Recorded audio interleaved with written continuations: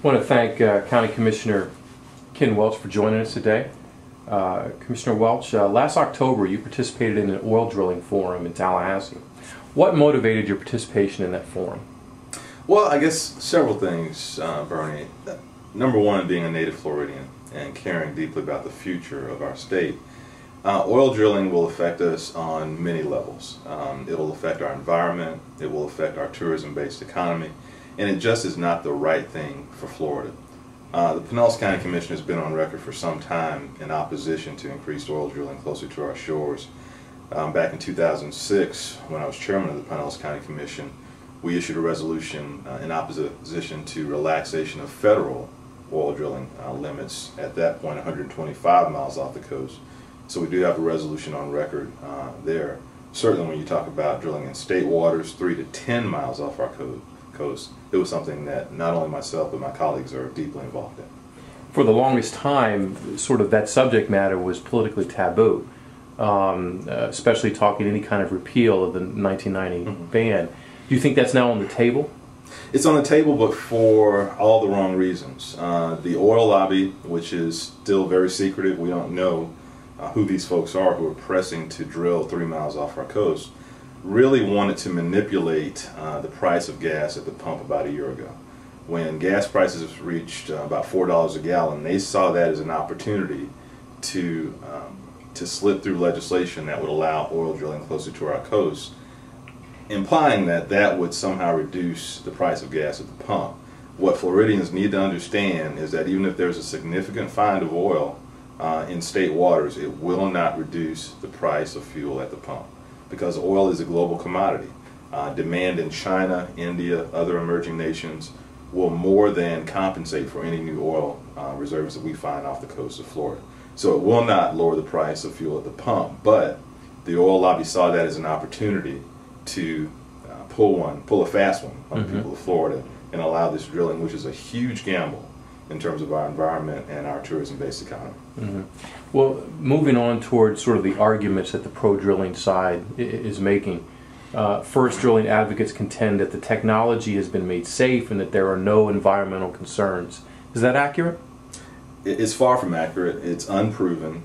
Google is the greatest thing in the world. Just Google Timor Sea oil spill, and you'll see this latest, greatest technology that the oil lobby is touting has caused a huge environmental problem due to an oil spill in Australia that, to my knowledge, still is not under control. When I first debated the oil lobbyists back in August or July, the oil spill was not under control.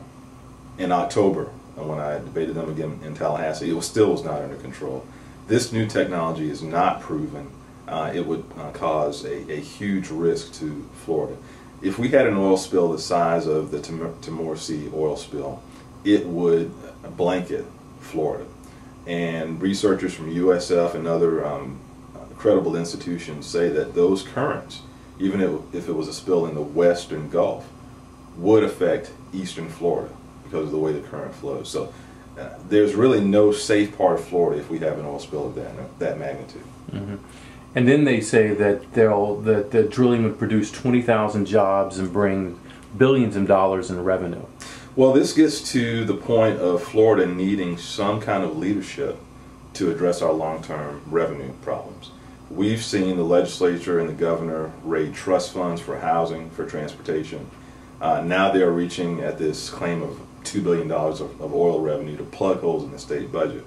We need a responsible, long-term, sustainable state budget. We don't need to sell one of Florida's greatest assets in order to plug a short-term deficit in the state budget. But back to the claim of 20,000 jobs, I think you need to compare that to what we would put at risk in terms of what we already have. Florida has 1 million tourism-related jobs in the state right now. Florida's tourism-based economy generates $65 billion in revenue every year in clean tourism-based economy. That's put at risk. Even Pinellas County, we have 13 million visitors a year, a $6 billion tourism-based economy just in Pinellas County. We cannot afford to risk that for a very small and speculative boost in jobs in the range of 20,000 jobs. So as we move into an election year, obviously this will be a large issue or potential large issue. From a public policy perspective, what should state leaders be doing about oil drilling? State leaders should be studying the issue and getting the facts and understanding what is the real impact in terms of jobs, in terms of our economy, and really vet the promises that we're receiving from, again, an unknown, undisclosed oil lobby from outside of the state of Florida, and compare that to what we already have: a clean tourism-based economy, aquatic preserves, a robust tourism industry. Why would we put all of that at risk for very speculative promises from an unknown group? So we need to study the issue. I think Senator Atwater is moving in that direction of putting together a real group to research it and separate fact from fiction. We also, again, need to address Florida's long-term budget issues. We need to look at things like internet sales tax. We need to look at the exemptions that have not been reviewed for decades. And Senator McKay and other senators in a bipartisan manner have recommended, let's just review the exemptions that are out there, say for luxury boxes or for other things that are not taxed right now, and look at how we can build a sustainable tax base for Florida so that we can move forward and fund things like education that are woefully underfunded right now. Let's not try a quick fix to save Florida's budget this year and put at risk our environment and our economy. And finally, one of major part of Civic Concern's mission is public engagement.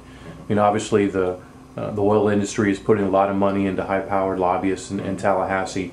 What can just sort of Florida's families do to make an impact on this issue? Well, that's a good point, and Floridians need to understand that the oil lobby is simply trying to buy access to our state waters.